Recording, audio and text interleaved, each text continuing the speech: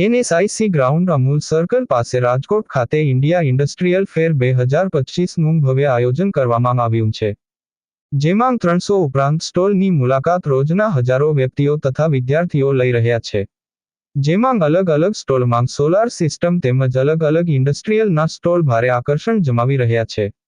સાથે કેન ગ્રુપનું બહેનોને સ્વાવલંબી બનાવવા માટેના વિવિધ પ્રોજેક્ટ પણ જમાવટ કરી રહ્યા છે.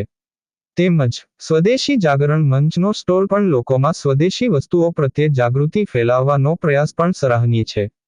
અહેવાલ गिरिराजसिंह राणा।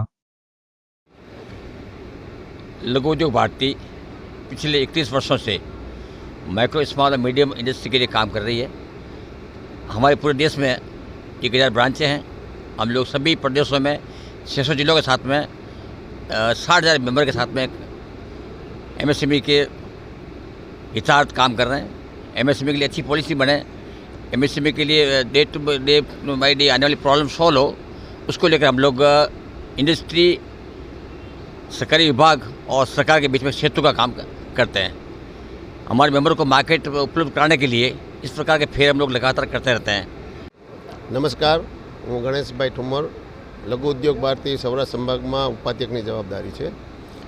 આજે રાજકોટના આંગણે 2 થી 5 ફેબ્રુઆરી જે અમારો લઘુ ઉદ્યોગ ભારતીનો ઇન્ડિયા ઇન્ડસ્ટ્રીયલ ફેર જેમાં આયોજન કરેલો છે, એ મૂળ હેતુ અમારો એવો છે કે રાજકોટ, સૌરાષ્ટ્ર અને ગુજરાતના જે આપણા નાના ઉદ્યોગો છે બહુ મોટી સંખ્યામાં છે, પણ જે ગવર્મેન્ટ PSU કહેવાય, જેમ કે રેલવે છે, ડિફેન્સ છે, IOCL છે, શિપિંગ છે, આ બધા ગવર્મેન્ટ PSUમાં અહીંથી સપ્લાય ઓછો છે, જેને લઈને જે આપણો વિકાસ થયો છે એમાં જે ગતિ આવી જોઈએ એ હજી એટલી આવેલ નથી। તો એના માટે અમારા પ્રયાસો છે।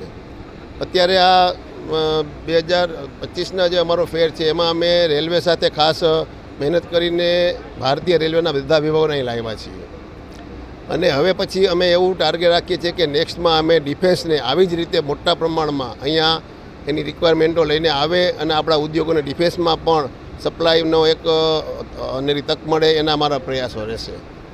આજે જ્યારે રેલવે અહીંયા આવી છે તો મને એવું કહેતા આનંદ થાય છે કે જેમ અત્યારે પ્રયાગરાજમાં કુંભ ચાલે છે, મહાકુંભ, એમ ભારતીય રેલવેના બધા વિભાગો અહીંયા આવ્યા છે, અને જાણે આપણે એવું આભાસ થાય છે કે રેલ મહાકુંભ અહીંયા રાજકોટના આંગણે એક આવી ગયો છે।